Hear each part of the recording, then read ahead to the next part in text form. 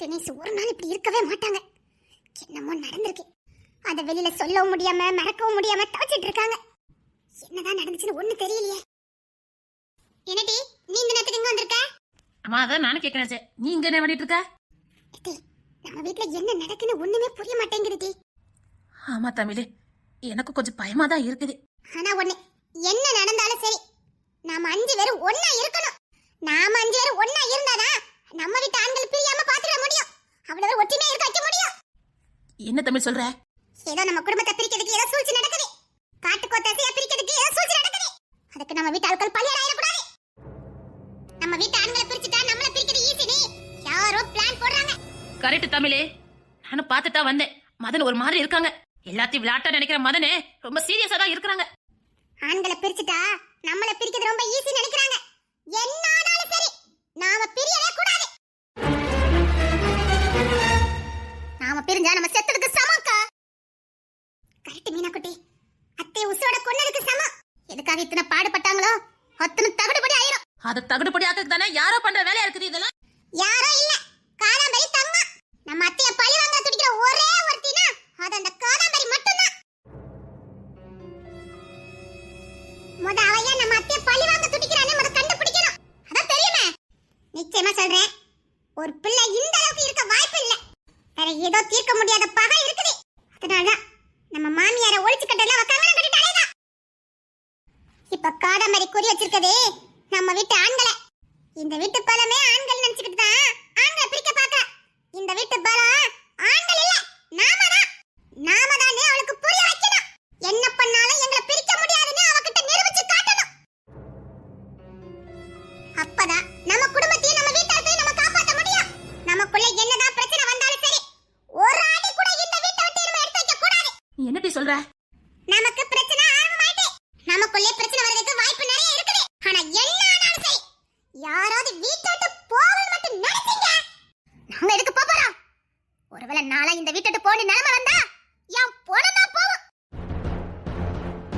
செத்தாலும் சரி நான் இந்த வீட்டை விட்டு போக மாட்டேன். அப்படி வெளியில போய் தான் வாழணும் எனக்கு சூழ்நிலை வந்ததுன்னா நான் செத்ததுக்கு சமம். நான் வாழறதுக்கு வாழாமலே இருக்கலாம். கரெக்ட். இங்க நம்ம போயிட்டோம் சாகிறதுக்கு சமம். என்ன ஆனாலும் சரி நான்லாம் வீட்டை விட்டு போக மாட்டேன். இப்படி எல்லாரும் உறுதியா இருந்தா சத்தியமா நம்ம வீட்டாளங்களை யாராலும் பிரிக்க முடியாது. நாம இருக்கிற ஒற்றுமை தான் நம்ம வீட்டாளுக்கு பலம். குமார் வந்து சொன்னாவக்கா. என்ன வேலைக்கு நம்ம வீட்டாளுக்கு குறி வச்சு பேசுறாங்கக்கா. இவங்க காது பட கேட்கணும்னே பேசுறாங்க. நாம மட்டும் பிரிஞ்சிட்டோம் நம்ம மாமியாரை நாமளே கொன்னதுக்கு சமம். நம்ம வாழ்க்கை கொடுத்தவங்கள நாமளே கொன்னதுக்கு சமம். பாவம் நிம்மதியை இழந்து பயத்தோட வாழ்ந்துட்டு இருக்காங்க. அந்த பயத்தை போக்க வேண்டியது நம்ம தான். பயப்படாதீங்க மாமியாரே, என்ன ஆனாலும் எங்க ஒற்றுமை குலையாதுன்னு நிரூபிச்சு காட்டணும். அதுதான் நாம அவங்களுக்கு செய்யற நன்றி கடன். இத்தனை காலம் போராடி இருக்காங்க, இனி அவங்க போராட விடக்கூடாது. அவங்க சந்தோஷமா வாழணும். காதாம்பரி ஏன் அத்தை இப்படி பழி வாங்க துடிக்கிறா? அவ சொத்துக்கு ஆசைப்பட்டிருந்தா அத்தை எல்லா சொத்தையும் அவளுக்கு எழுதி கொடுத்திருப்பாங்க.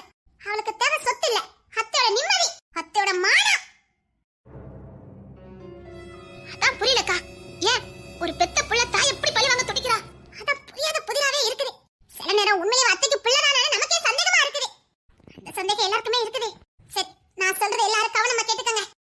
இன்னில இருந்து நம்ம வீட்டுக்குள்ள பிரச்சனை வரும். உன தேன்மொழி கிஷோர் நிச்சயமா உன்கிட்ட பிரச்சனை பண்ணுவான். பண்ணனால இந்த வீட்டை நான் ஒரு அடி கூட எடுத்து வைக்க மாட்டேன். என் மேல சத்தியம். உசுரே போனாலும் சரி நான் இந்த வீட்டுக்கு போக மாட்டேன் தமிழே. மீனா சத்தியமா போக மாட்டா. அதான் சொன்னேனே, நான் போக வேண்டிய சூழ்நிலை வந்தா என் பொண்ணு தான் போகும். மீறி இருக்கிறது நாதான். நீங்களாவது 4 பேர் ஏதாவது ஒரு வழியில இந்த குடும்பத்தோட சம்பந்தப்பட்டிருக்கீங்க. குமார், சதீஷ், கிஷோர் 3 பேர் அண்ணன் தம்பி. மதனே சித்தி பையன். நீங்க 4 பேர் ஏதாவது ஒரு வழியில இந்த குடும்பத்தோட சம்பந்தப்பட்டிருக்கீங்க. ஆனா எனக்கு தான் ஃபர்ஸ்ட் பிரச்சனை வரும். உங்ககிட்ட நான் கேக்குறது ஒண்ணுதான். எந்த பிரச்சனை வந்தாலும் என்ன விட்டு கொடுத்துறாதீங்க. அவ்வளவுதான் நான் உங்ககிட்ட சொல்ல முடியும். நான் எப்படி இந்த வாழ்க்கை அமைச்சுக்கிட்டேன்னு உங்களுக்கே தெரியும். இதுக்கப்புறம் எனக்கெல்லாம் வாழ்க்கைன்னு ஒண்ணு இருக்கான்னு நினைச்சு தவிச்சு 2 பிள்ளையோட நின்னப்பா எனக்கு வாழ்க்கையை பிச்சையா போட்டது அன்னைக்கு ஏத்த. எனக்கு கௌரவமா சந்தோஷமா நிம்மதியா என் பிள்ளைங்களோட வாழ்றேன்னா அதுக்கு காரணம் அன்னைக்கு ஏத்த. நான் அதுக்கான நன்றி கடனை உசுர கொடுத்தாது நான் செலுத்தணும். போதும், வாழ வேண்டிய வாழ்க்கையை மொத்தமா வாழ்ந்துட்டேன். ஒருவேளை நான் இந்த வீட்டை விட்டு போக வேண்டிய சூழ்நிலை வந்தா என்னை விட்டு மட்டும் கொடுத்துறாதீங்க. உங்ககிட்ட நான் கேட்கறது மட்டும்தான். என்னக்கா பேசுறீங்க? உங்களை விட்டு கொடுத்துட்டு நான் எங்க வாழ?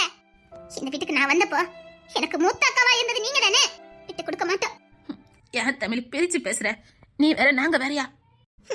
உனக்கே வித்தியாசம் தெரிய ஆரம்பிச்சிட்டுல. அதுக்காக நான் சொல்லலடி, நான் இந்த குடும்பத்தோட சம்பந்தப்படல. நாளைக்கு ஏதாவது ஒரு பிரச்சனைன்னு வச்சுக்கயே, ஃபர்ஸ்ட் நான் வீட்டு விட்டு போக வேண்டிய நிலைமை வரும். அப்படி ஒரு நிலைமை வந்தா எல்லாரும் ஒண்ணா போமே தவிர உன்னை ஒத்தையில அனுப்ப மாட்டோம். அதுதான் சொல்றேன். அப்படி ஒரு நிலைமை ஏற்பட்டா ஒண்ணா போணுமே தவிர ஒத்தையா போக கூடாது. பொதுவா ஆண்கள் வீட்டுல உள்ள காரியத்தை கூட சமாளிச்சுவாங்க, ஆனா வெளி பிரச்சனையை சமாளிக்க தெரியாது. இப்ப நம்ம வீட்டு ஆட்களுக்கு வீட்டுக்குள்ள பிரச்சனை இல்ல, வெளியில தான் பிரச்சனை. அதனால என்ன வேணாலும் பண்ணுவாங்க. எல்லாரும் எப்பவும் கவனமாவே இருங்க. வார்த்தை நிதானமா பேசுங்க. ஆண்கள் கோவப்பட்டா கொஞ்சம் அமைதியில போங்க. ஏன்னா நமக்கு காரியம் ஆக வேண்டியிருக்கு. கரெக்ட், அத்தை சொல்றதா கரெக்ட். நமக்கு காரியம் ஆகணும், நாம அமைதியாவே இருக்கணும். இங்க நடக்கிற பிரச்சனை அத்தைக்கு தெரியாம இருந்தா நல்லது தமிழே. பாவம், அவங்களை எத்தனை தான் தாங்கிக்குவாங்க. கரெக்ட் தான். எனக்கு இப்பவும் சந்தேகம், காதம்பரி உண்மையிலே அன்னைக்கு எத்தனை பிள்ளை தானே? ஆமாட்டி, அத்தையே சொல்லிருக்காங்களே. ஆனா வயசு இடிக்குதே. ஆமா தமிழே, அவ அன்னைக்கு எத்த பொண்ணுதான்.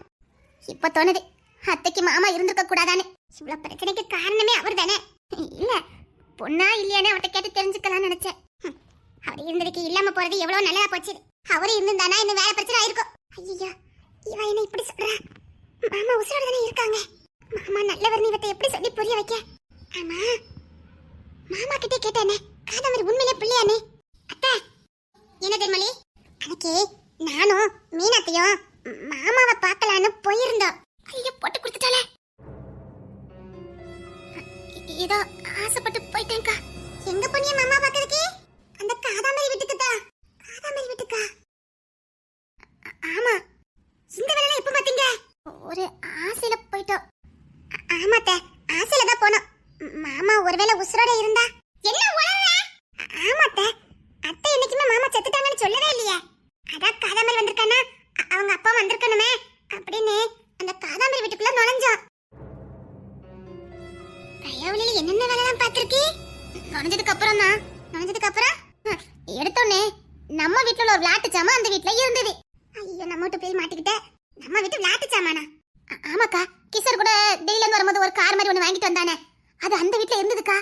சரி, அது மட்டும் இல்ல, நம்ம அத்தையோட பழைய போட்டோ, கிஷோரு, சதீஷ், குமார் எல்லாம் சின்ன பிள்ளை ஒன்னா இருந்து எடுத்த போட்டோ எல்லாம் வீடு முழுக்க இருந்ததுக்கா. சரி, அது இப்ப என்ன சொல்ல வர? இந்த போட்டோவெல்லாம் எப்படி காதாமரி வைப்பா? அப்படின்னா மாமா தானே வச்சிருக்கணும். கையவே சந்தேகனோட தான் அலைஞ்சிருக்கு. ஆமாத்த, எல்லா போட்டோ இருக்குன்னா மாமா தானே வச்சிருக்கணும். காதாமரி வைக்க தான் வாய்ப்பு இல்லையே. அப்படின்னா மாமா உசுரோட இருக்காரா? இல்ல, உறுதியே தெரியாது. நாங்க ஒரு கெஸ்டிங் தான். அத்தை போட்டோவா வீடு முழுக்க இருந்தது. அப்ப மாமா இருக்காரு நினைச்சு ரூம் ஃபுல்லுக்க மாமாவை தேடணும். ஆனா மாமா இல்ல. கடைசி ஒரு பெட்ரூம்ல போனா முழுக்க முழுக்க அத்தை போட்டோ தான். இதெல்லாம் நீங்க என்கிட்ட சொல்லவே இல்ல. சொன்னா நீங்க யாசிவிய. இவ்வளவு ரிஸ்க் எடுத்து நீங்க அது காதாமரி வீட்டுல போனீங்களா? போன போய் தான் நாங்க இன்னொன்னு கண்டுபிடிச்சோம். என்ன? அதான்க்கா, நேத்து ஒருத்தி வந்தால அரை டவுசர் போட்டுக்கிட்டு. ஆமா, அவளும் காதாமரி பேசினாங்க. நீ போய் அவர் பானத்தை வாங்கணும், நீ போய் அந்த குடும்பத்தை பிரிக்கணும்னு. அவ என்ன பேசினான்னு எங்களுக்கு புரியல. ஆனா இந்த வார்த்தைகளை சொல்லி பேசினா. அவரேனா? அந்த அவரு யாருக்கா? அந்த ரோசிட்ட இங்க வந்தப்போ அவமானப்படுத்துறது நம்ம பக்கத்துட்டு அப்பாவை. அப்ப அந்த அவரு இவரா இருக்க கூடாது. என்னடி உளறிக்கிட்டு இருக்க? போச்சு, எல்லாம் தெரிஞ்சு போச்சு. இவ என்ன திருட்டு மொழி முடிச்சுக்கிட்டு நிக்கிறா? நல்லா தெரியுமா மீனாக்குட்டி, இப்படிதான் பேசுறாங்களா? ஆமாக்கா, இப்படி பேசுறாங்க. அதே ரோசிட்டா இங்கதான் வந்தா. என்ன ஒரே குழப்பமா இருக்குது. தெரியல, எனக்கு என்னமோ உன் மேல மட்டும் சந்தேகமாவே இருக்குது. யார் மேல இருக்கு நீ சந்தேகப்படுற? ஆரம்பத்துல அவரை சாரே சாரே என்ன கூப்பிட்ட? எங்க அப்பான்னு கூப்பிட சொன்னதுக்கு கூப்பிட மாட்டேனியே. இப்பமா அப்படிதானே கூப்பிட்டு இருக்க? இல்லையே, இவ மாமனாரேன்ல கூப்பிட்டா. ஏதாவது இருந்தா எங்ககிட்ட உண்மை சொல்லிட்டி. என்கிட்ட என்ன உண்மை இருக்க போறே? நீங்களே என்ன யாமே சந்தேகப்படுறீங்க? அவளுக்கு எப்படித்தான் தெரியும்? எங்களுக்கா தெரியும், அவளுக்கு எப்படி தெரியும்? படிச்சவங்க தான் காட்டிட்டா. என்னடி மனசுக்குள்ளே பேசுற? இந்த பிரவலைக்கு எப்ப மாதிரி யாமலே தான் சந்தேகம். அக்கா, ஆதிரா கிட்ட கேட்டா நிறைய உண்மை தெரியறதுக்கு வாய்ப்பு இருக்குது. போச்சு, இந்த மீனாக்குட்டி எப்ப இவ்வளவு புத்திசாலியா மாறினா? அத்தை, அவளுக்கு எப்படித்தான் தெரியும்? மறுபடியும் புத்திசாலி நிரூபிச்சுட்டா. இவளுக்கு மட்டும் நான் மனசு நினைக்கிறது எப்படி கேக்குது? 35 வருஷம் கூட இருக்கேன்ல, அதான் பிரவலை ஈஸியா கண்டுபிடிக்குதோ. நீ எதுக்கு அவகிட்டே வம்பிருக்க? இல்லடி, நம்மலாம் பேசும்போது இவ மனசுக்குள்ளே பேசுறா பாத்துக்க. அதுக்கு உனக்கு ஏதோ ரகசியம் தெரிஞ்சிருக்கு. ஆனா நீ மூடி மறைக்க. மவளே, ஏதாவது வீட்ல பிரச்சனை வந்து அப்ப மட்டும் உனக்கு அந்த விஷயம் தெரிஞ்சிருந்தது, அவ்வளவுதான் சொல்லிட்டேன். நீ இப்பலாம் என்ன மிரட்டத சொல்லிவிட்ட. இவளுக்கு எல்லாமே தெரியும், எனக்கு தெரியும். ஆனா இத வெளியில சொல்ல முடியாத. சரி, நான் சொன்னதெல்லாம் ஞாபகத்துல இருக்குல்ல? ஞாபகத்துல இருக்கு தமிழே. என்ன பிரச்சனை ஆனாலும் சரி, யாரும் வீட்டை விட்டு போக கூடாது, அவ்வளவுதானே? ஒருவேளை யாராவது ஒருத்தர் போக வேண்டிய நிலைமை இருந்தாலும் ஒண்ணு போல கிளம்புறதுக்கு ரெடியா இருங்க, சரியா? அப்ப அநேகமா நீ தான் ஃபர்ஸ்ட் போவீங்க, அப்படிதானே?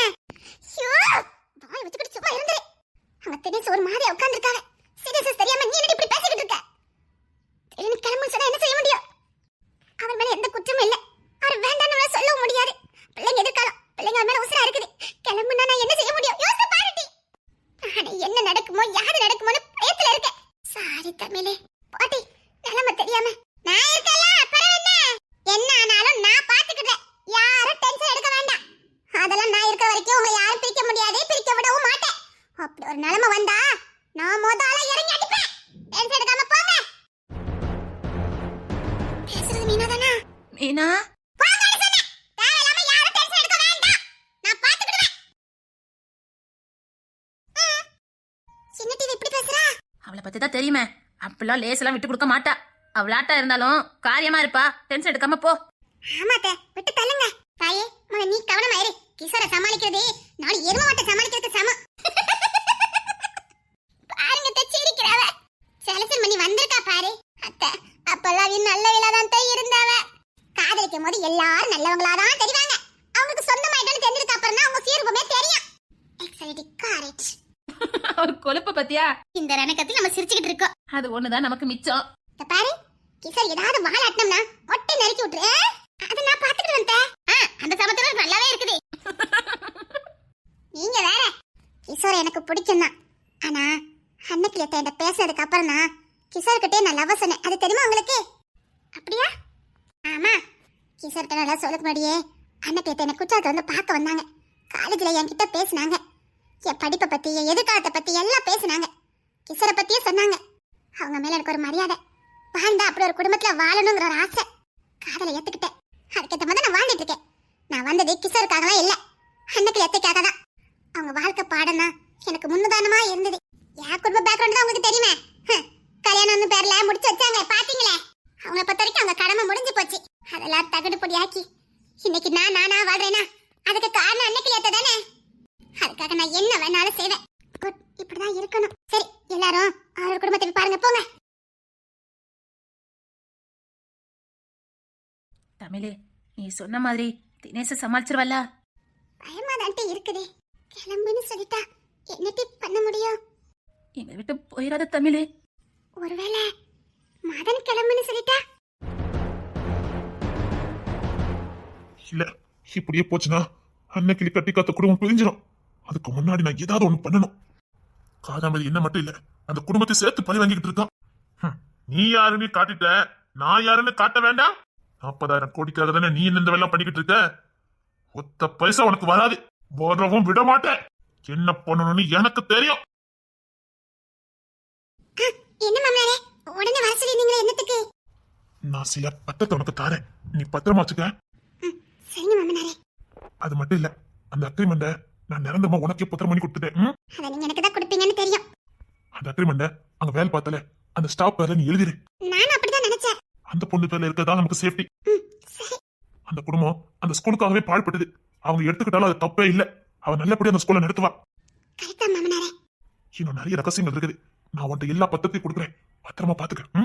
இந்த காதம்பரி ஆட்டத்தை நான் முடிச்சு வைக்கணும். என் மனைவி முன்னாடியே என்னை இன்னொத்தி சொந்தம் கொண்டாடிட்டா. அதை நான் கண்ணால பார்க்க வச்சுட்டேன். எந்த பூசணும் பொண்டாட்டிக்கு கொடுக்க கூடாது தண்டனை நான் கொடுத்துக்கிட்டு இருக்கேன். இதுக்கு காரணம் இருந்தாலும் நான் சும்மாவே விட மாட்டேன்.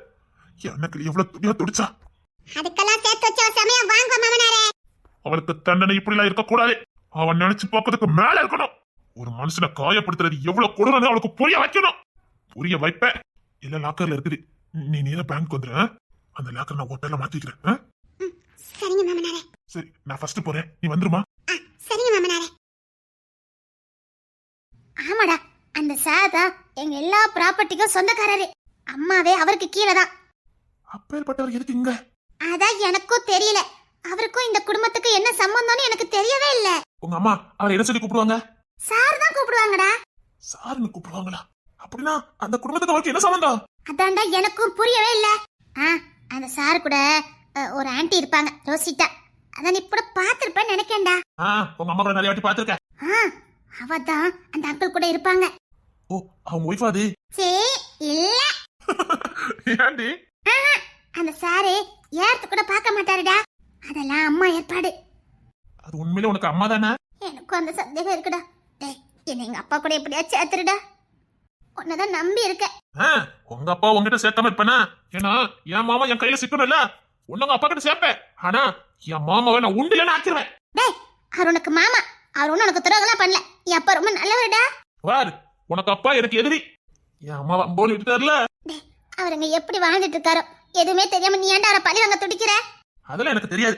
அவர் என் கையில சிக்கினாரு, அவ்வளவுதான் சொல்லிட்டேன். நீ அத்தை பையன்ல? ஆமா, இப்ப அது ஒண்ணுதான் குறைச்சலு. அப்படியா? ஐயோ படுத்துறால. என்ன தண்டி வேணும் உனக்கு? நீ அத்தை பையன் தானே? அவன் உனக்கு அத்த பையன். ஆனா நீ எனக்கு மாமா பிள்ளை எல்லாம் கிடையாது. எனக்கு மாமானாலே கோவம் தான் வருது. டேய், எங்க அம்மா பத்தி தெரிஞ்ச மாடா நீ அப்பா மேல கோவமா இருக்க? டேய், எங்க அம்மா ஏதோ ஒண்ணு பண்ணிருக்காங்கடா. அப்பா மேல எந்த தப்பு இருக்காதுடா. அப்போ அவரை பார்த்து பேச நிக்கலாம் இருக்குது. சரி, அத பாட்டிகிட்ட போய் விஷயத்தெல்லாம் சொல்லுடா. ஆஹா, அந்த குடும்பத்து விஷயத்தை நான் எதுவுமே அந்த குடும்பத்தார்கிட்ட சொல்லவே மாட்டேன். என்னடா சொல்ற? அந்த கிஷோரு மதனே தினேஷ் அவங்க பத்தி எனக்கு தெரியாது. நமக்கிட்டே 1000 கேள்வி கேட்பாங்க. சரி, எனக்கெல்லாம் சமாளிக்க முடியாது. அந்த வீட்டுல ஒவ்வொருத்தரும் ஒவ்வொரு திருசு. அந்த அக்கம்மார சொல்லி நல்லவங்க, அந்த பாட்டி ரொம்ப நல்லவங்க. ஆனா அந்த கிஷோரு மதனே தினேஷ் செட்டே ஆகாது. டேய், அவங்க கூட அட்டாச் நடக்க. அவங்க எப்ப எப்படி மாறுவாங்கன்னே தெரியாது. நாளைக்கு மொத்த பள்ளியும் என் மேல போட்டுட்டா. டேய், நீ இவ்வளவு சுயநலவாதியாடா? அப்படி இல்ல, அந்த வீட்டுல எல்லாரும் கலந்துருக்கனால ஒவ்வொருத்தருக்கும் ஒரு குணம். ஒண்ணு போல புரிஞ்சுக்க தரமா இருக்காது. அந்த வீட்டுல இருக்க செம்பாலி அக்கா, தமிழ் அக்கா, அப்புறம் மீனக்கா, இவங்க எல்லாம் ஒரே மாதிரி. நம்ம என்ன சொன்னாலும் புரிஞ்சுக்க தன்மை இருக்கும். ஆனா அந்த வீட்டு ஆண்கள் அப்படி கிடையாது. 3 பேருமே 3 திருசு. அதனால எத்தனை ரகசியம் தெரிஞ்சாலும் நான் சொல்லாம இருக்கேன். முடிஞ்ச அளவுக்கு நான் பாட்டியை காப்பாத்துன்னு நினைப்பேன். அவ்வளவுதான். நான் வாங்கிட்டு ஒண்ணு சொல்லட்டா? என்னடா? பேசாம இவ்வளவு பிரச்சனை உங்க அம்மா தானே முடிச்சுட்டா. போடா, அதெல்லாம் அந்த சார் பாத்துக்கிடுவாரு.